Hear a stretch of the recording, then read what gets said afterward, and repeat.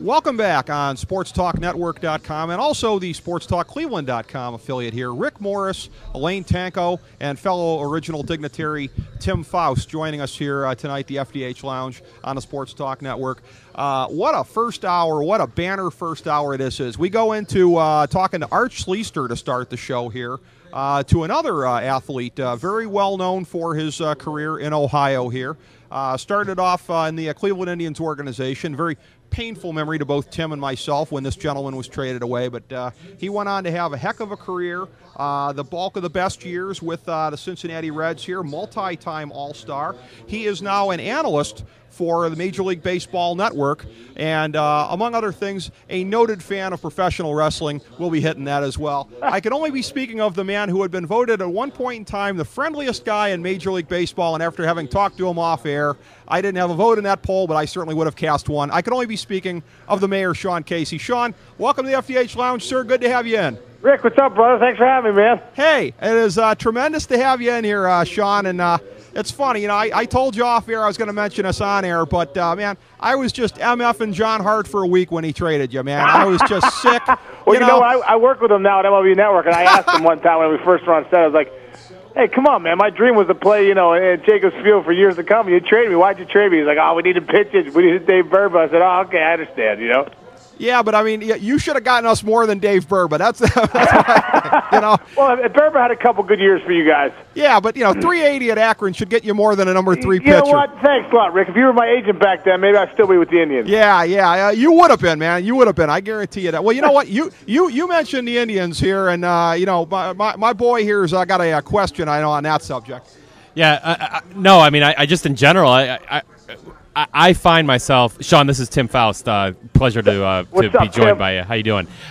You know, I find myself defending or having to defend Mark Shapiro, now Chris Antonetti, and the Indians, and the whole small market, big market thing. Grade the Indians now. Where are they right now? Where are they going? Well, you know what? Listen, I am, and I'll tell you what. If you ask anybody around baseball, I mean, you guys have had a tough couple years, but by far, you guys have the best front office as far as Mark Shapiro and Chris Antonetti go. Period. I mean, you could ask anybody. I mean, Mark Shapiro is part of a group right now that meets with Bud Selig, with Mike Scioscia and Joe Torre and Tony La Russa. And I can't tell you how many people have gotten back. Bud Selig has told, "Wow, I can't believe how sharp Mark Shapiro is," and all this stuff. Listen, they got the right leadership in that organization. They just have to, you know, obviously there's tough times right now. They're getting hit hard with the economy as far as money goes. The Dolan's putting money really back in that club. They're still doing a good job of developing players, but those guys are probably a couple years away from getting there. Obviously, the Carlos Santana hopefully comes back from that injury. Michael Brantley in that trade. Hopefully, Matt Laporta can start stepping up a little bit, and you know, after getting his feet wet this year and have some more success next year. But you know, like I said, I mean, they have the right leadership there in Mark Shapiro and Chris Antonetti. Respectfully, Mr. Mayor, and it's already been well established how much I love you. Boy, I couldn't disagree more. I mean, for everything that I've seen, I am very disaffected. I'll tell you what, too. Everybody wants to point to the minor league titles they won this year. I did a little research on that. It's kind of funny. They won 7 minor league titles between 2003 and 2009, and who came out of that bunch? You know, it's just the drafting, at least until 2008, has been horrible. I mean, for a front office that acts like they invented baseball and has been able to, you know, convince some people of that, I mean, geez, there hasn't been a whole lot to show for it. The draft's better. Recently, I think, have been a little bit better. But, boy, it's been tough. Now, you mentioned the Dolans also, and I guess that's my biggest rub, you know, is the bottom line of the team. Right. And I think sometimes, listen, the draft sometimes is hit or miss. When you're building your team through the draft, you know, like Adam Miller, the guy who was going to be a total stud, ends up getting hurt, and his career's probably over. You know what I mean? That's just the way it goes sometimes. You take a gamble on a first-round pick. Well, when you build your team through the draft, that's what happens. If those guys end up getting hurt or not panning out, you end up struggling for a couple of years, and that's just the way it goes. And you had to get rid of CC Sabathia. I mean, it's a shame when you see the number one starter for the Yankees is CC Sabathia, the number one starter for the Rangers is Cliff Lee. I mean, you know, you can go down the list of guys that were stud players for them, but just tough.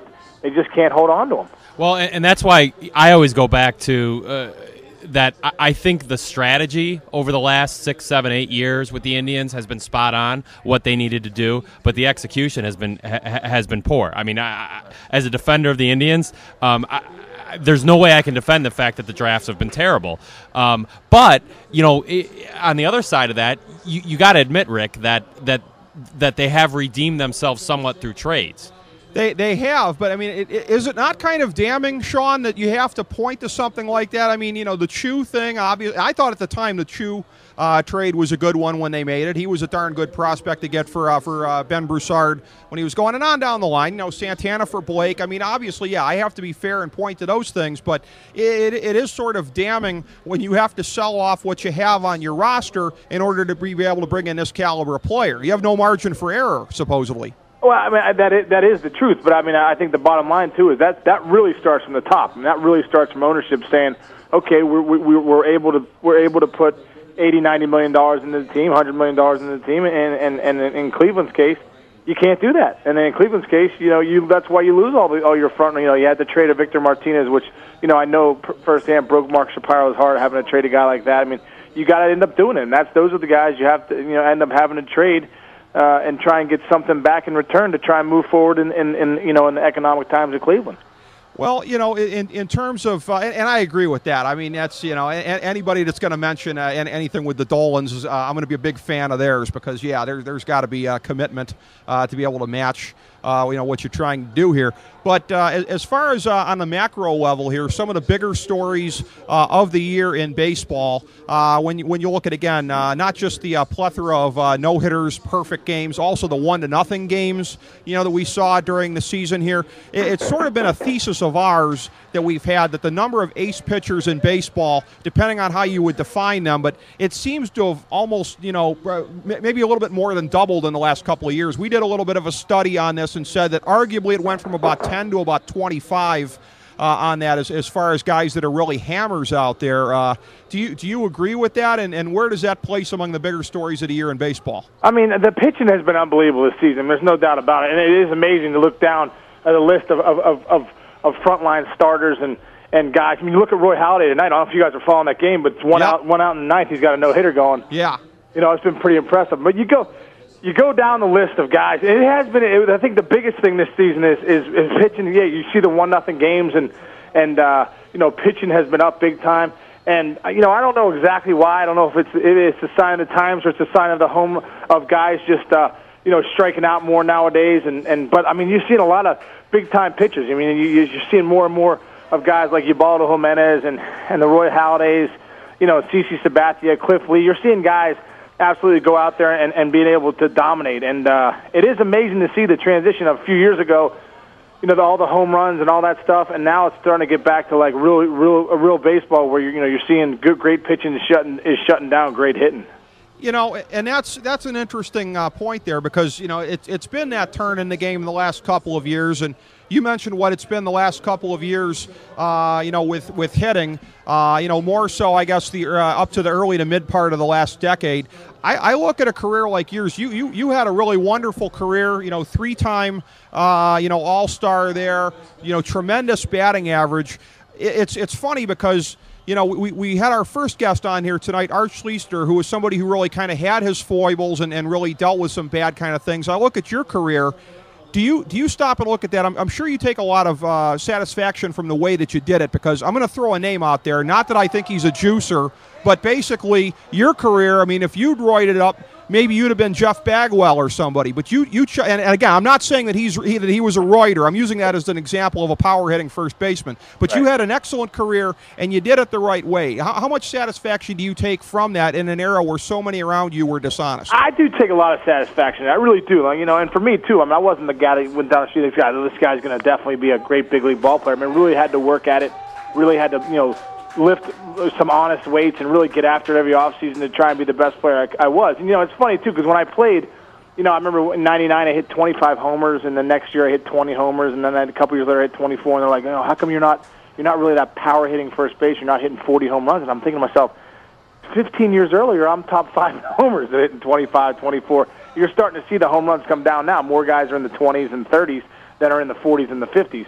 So I guess for me too, I was probably a little naive to it too back then. Thinking that everyone was clean and that no one was juicing, and I guess that's come to light now. But when I look in the mirror and I'm able to tell my kids, my son my 7-year-old son Jacob asked me the other day, he said, Dad, because they know about the whole steroid stuff, and asked me, did you ever do steroids? And I said, no, and I never did steroids. And I can honestly, look my kids in the eye and say, Dad never did any steroids and anything like that. And I look at some of the guys and think, I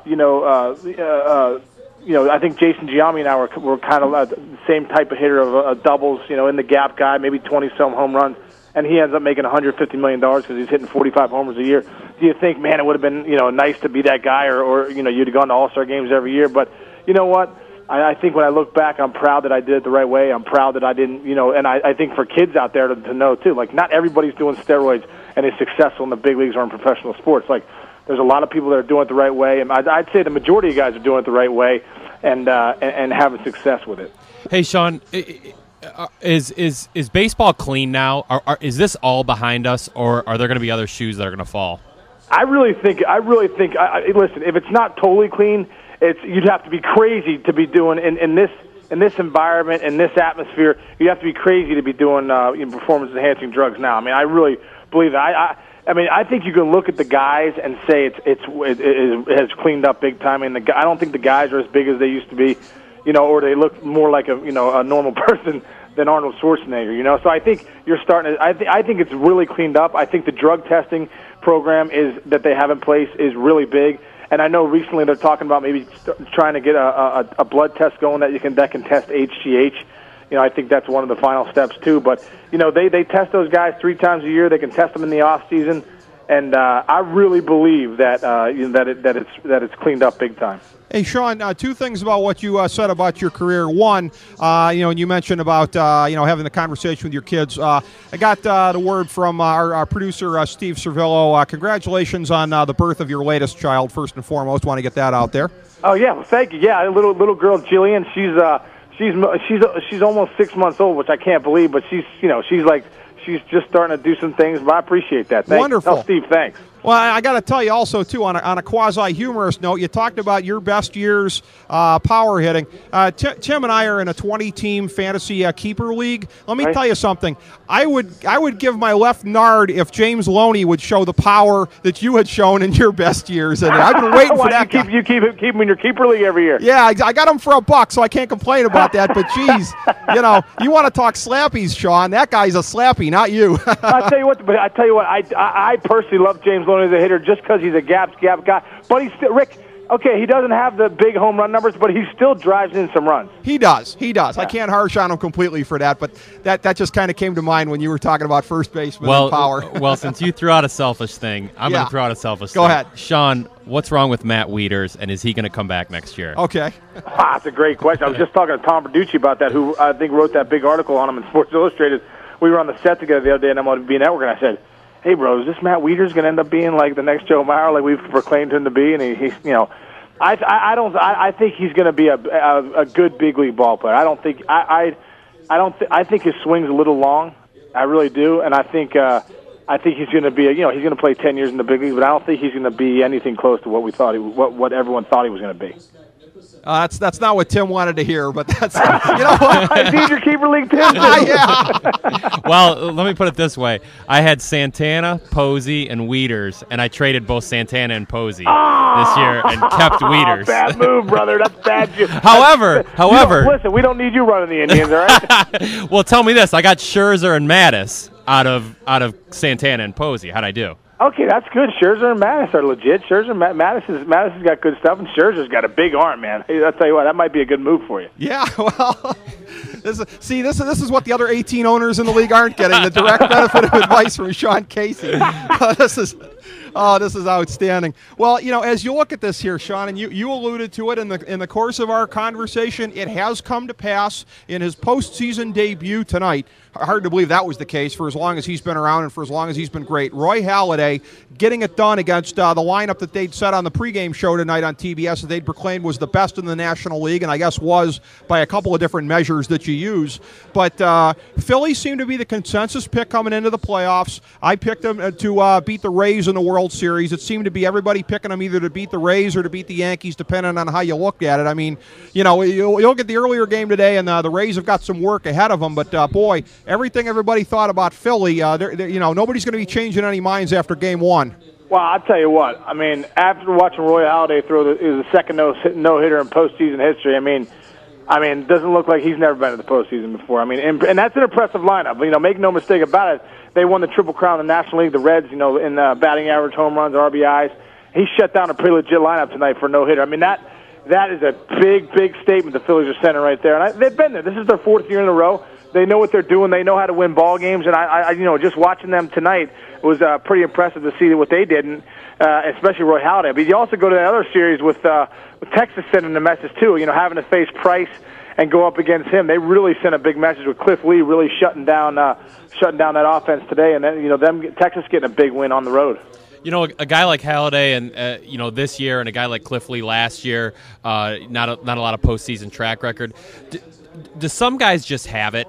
And it doesn't matter whether they've been in the postseason. Some guys just have that it factor that, you know, whether or not they have any past postseason experience, they're going to show up and they're going to play. Well, you know, here's the big thing for me, Tim. It's like you go tonight. You know, here's the tale of 2 games today.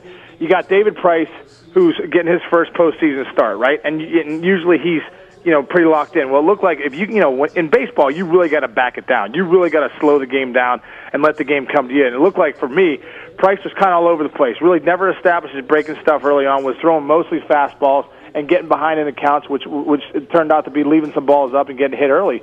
And it just looked like he couldn't control that emotional side of him. He couldn't back it down and amp it down where he was hitting his spots. I mean, all his fastballs are up high, and that shows me that, you know, he was rushing a little bit, getting his front side out there, and his arm was dragging a little bit. Then you go to Roy Halladay, never been in the postseason, has, you know, 11, 12 years in the big leagues, but has a routine, knows what it takes, knows the demeanor that makes him the best on the mound, goes out there, and he does exactly what he does night in and night out. He doesn't worry. This is just another game to him, and I think that's the big thing. He didn't let all the hype, and this is your first postseason game, you know, get to him, just as similar as Cliff Lee did last year and did again today. So when you have a guy that has just experience to come into the postseason, it doesn't matter. By the way, you know, we got here for you, Sean. You can clip and save this if you want. Your bizarre stat for the postseason here. I came across this in doing some research for a preview article for the FDHLounge.com. That this is only the 3rd time in the 16 years of the division series that it has not been either Bobby Cox or Charlie Manuel in there. This is the 2nd time it's been both of them. 2001, 2010, 2006. It was neither of them. What do you make of that, if anything? That it's been one or the other for 13 of the 16 years. Well, it's impressive. It really is impressive. I mean, Charlie Manuel, obviously, I love Charlie Manuel. When I was with the Indians coming up, he was the hitting coach there, and you know, the thing I loved about him was he treated me like gold, like he would treat Jim Thome like gold. You know, I was a 23-year-old prospect, and he was always coming up to me and Russell Brandon and Richie Sexton. We were the young guys, and hey, who wants to hit? You know, and I'm like, man, this guy really takes an interest in me, you know, and interest in everybody. So I look at Charlie. I'm not surprised at the success he's had with the Phillies and the success he had with the Indians. I mean, he's a winner, and it's pretty cool to see 2 old school guys like Charlie and Bobby Cox having such success, you know, in these last 16 years. Yeah, they've been tremendous in everything that they've done. Have to ask you here in our remaining time. I knew that we wanted to get to some stuff with wrestling. First and foremost, I saw you reference this on Twitter. I guess that you're friends with Mick Foley, and there's a guy that's got a whole heck of a lot of stuff going on these days here. Got the book coming out. They're going to make a movie about his life story. What's he got to say about that to you? You know what? He just sent me one of those books today. Okay. He just said, it's funny he said that. He just sent me one of these books. Countdown to Lockdown, a hardcore journal. He just sent it to me and signed it. I just sent him a text saying, thanks a lot, dude, for sending me that book. So that was really nice. I'm in the book somewhere. Really? Sweet. He mentions me because I had him over at MLB Network a couple months ago, and he brought the raw copy of it and showed me where I was in it. I was like, that's one of the first non-baseball books I've ever made. So I thought that was big time. But I tell you what, man, pretty impressive what he did. And you know, I look back at all the matches he did and the passion he had for wrestling. And I think back to the Hell in a Cell match when he had with The Undertaker back in '98, of just how crazy you have to be to take a jump off the top of that cage and then take a slam through it and then keep going for 20 more minutes and then get a choke slam into some tacks. So Mick Foley's a legend in every sense of the word. Well, and speaking of The Undertaker, you and I have something in common as far as somebody that we're a big fan of here. I go back to I'd say his last real big moment in the spotlight, 2002, delivering the spine buster there in the Sky Dome in Toronto. Double-A Arn Anderson, I understand you're a huge Mark of his. I'll tell you what, that when we've had on the show J.J. Dillon and other guys like that, I put this in front of them, and they always agree with me. There's a guy, man, he could have been world champion maybe at the right moment in time there, maybe say 92, 93 in WCW. I mean, there's a guy who, you know, he could have maybe been the first of these anti-heroes to really break out and go big. I think there's no limit to what that guy could have done if given the ball. You know what? I look back. I just got done reading some of his book. I know Steve was going to send that to me, but I ended up ordering it online. And then, you know, Arn Anderson talks about how, you know, he was really the enforcer for Flair and the Four Horsemen, and that you know, he really enjoyed that role, and that he enjoyed Ric Flair being the champion and him kind of being the sidekick, and was the television champion and held a lot of other belts. But, you know, I think Arn Anderson is the epitome of what old school hardcore, you know, not so much hardcore, but just great wrestling was. You know, the history of wrestling, the guys that he respected when he was coming up. But just, I look at Arn Anderson, and, you know, it's funny because he was my favorite wrestler, and he was never world champion. And I think that says a lot because you talk to a lot of guys. I even talked to John Cena, you know, last year. I think we were having a conversation about who was your favorite wrestler, and he said Arn Anderson. So I was like, man, that says it all to me. Oh, I can believe it, you know, and that's one of those things too. I think Steve was telling me this, that I guess the one time when you were backstage at Raw, that I guess you were just marking out like a mother, weren't you, at getting to meet him in person because he works there. Well, you know what? It was funny. I've been backstage a few times at WWE, and I walked up on him, and you know, listen, in our profession of baseball, you get to meet a lot of different people. You know, from rock stars to athletes. I mean, to actors, athletes. You know, everybody. And when I saw Arn Anderson, it was the one time I was like, "How you doing?" Like, and just kept walking. I'm usually not at a loss for words, but like, he's the only guy that kind of made me nervous. And people might think that's crazy, like, "Hey, man, you know, like, you're too big of a wrestling fan." But you know, it's not even that. It was just more the Arn Anderson. You know, the aura he always carried when I was growing up. Oh yeah. Oh, he was tremendous, and you know, it's one of those things. Like when we had Jim Cornette on the show too. You know, I told him that, you know, I used to boo the crap out of you when I was a kid watching it. You know, and I did with Arn too. But I mean, now I realize that's because Arn was playing his role to such a you know, such a crescendo there. You know, I mean, that they can bring that reaction out of you and get you that, you know, into the moment to be booing them, or in some cases cheering them, even if they're a bad guy. You know, that just shows you how good they are, what they do. Oh yeah, you know, it was amazing too when he was talking. Arn Anderson and Ted DiBiase and those guys were talking about, you know, back in the day when they would go down to Louisiana, and those people were, you know, there was not really much security, and they would bring such a rise out of the people in the stands that when they would get out of the match, people would literally attack them before they got back to the dressing room, and they would say they had to fight their way back to the dressing room. I just think that's absolutely unbelievable that, you know, people would take it to that kind of level. But that means you're obviously pretty good at what you're doing of firing up some people in the crowd. Oh yeah, all the crowd heat, you know, that they could draw. It was absolutely amazing. Who are some of the other ones that are on a short list of your favorites? You know, I tell you what, I really appreciated Stone Cold Steve Austin and what he did. I know he obviously became one of the biggest WWE, you know, figures ever. But I loved, you know, just his act even before he was Stone Cold Steve Austin, even back when he was Stunning Steve and all and that. I loved him. I loved, you know, even if you go back to like Roddy Piper. I loved Roddy Piper. I just feel like he was old school too, and you know what he brought to the matches was pretty awesome. Piper's Pit and all that stuff. I mean, I go back to all those guys. I mean, the Hogans and the $1 Million Man, Ted DiBiase. I love the Four Horsemen.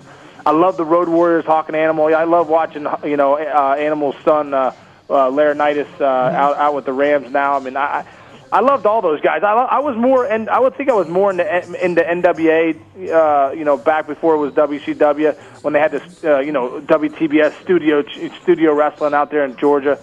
You know, I loved watching a lot of those guys. You know what? I'm with you on that. You know, and growing up in the greater Cleveland area, we used to get TBS on the cable, and it's one of those things where I tell this story, and you know, a lot of people don't believe me, but if you were an NWA fan, you would believe me, Sean. I'll tell you what.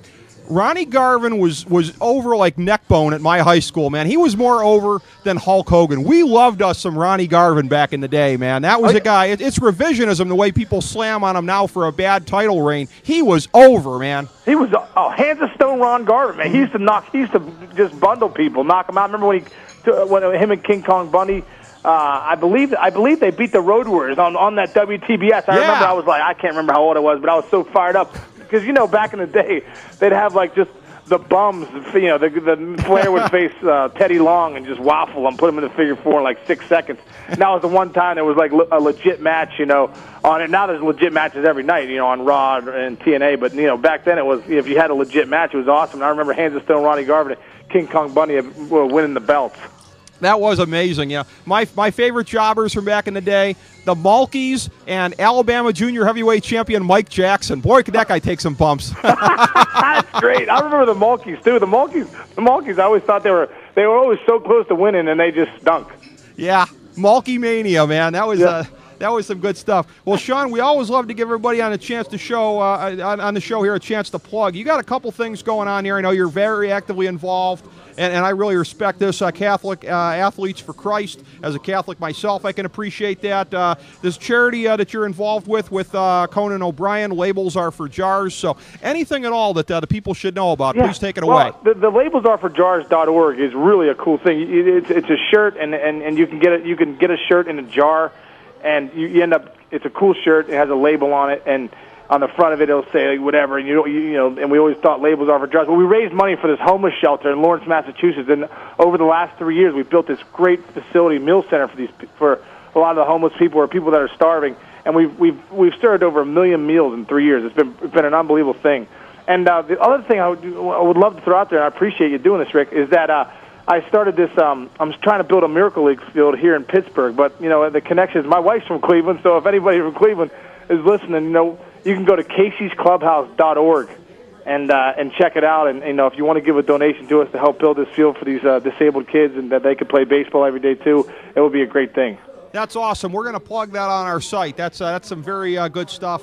Sean, and have to ask you too, since Conan O'Brien, it says here on Wikipedia, anyways, to the extent we can trust them, that he's a co-founder of this thing with you here. What have you been hearing from him? How geeked is he about the start of his show? What are you hearing through the grapevine? I'm hearing he's excited. He's really excited.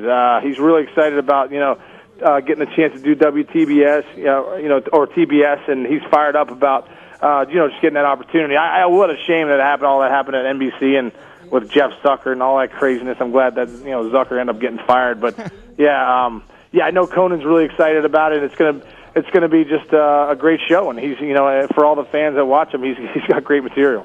Hey, TBS, he's going to be the Dusty Rhodes of the new millennium, man. He's going to be the Dusty. You know what's great? The other day, Rick, my buddy of mine does some directing down in Florida Championship Wrestling, and Dusty Rhodes runs it, and he put Dusty Rhodes on the phone the other day. The guy was like, "Oh, it's the American Dream," so it's pretty cool for me.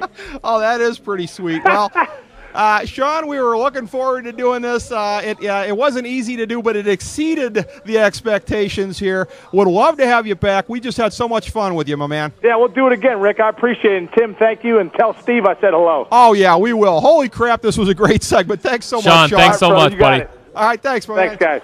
Sean Casey, everybody, Mr. Mayor, if you need him. What a tremendous guy. What a tremendous segment that was.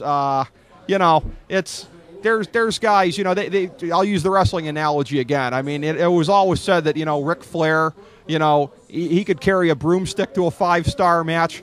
All you got to pretty much do is show up for a conversation with Sean Casey, Tim. He pretty much takes it away. Just like sitting at the bar and talking to your buddies.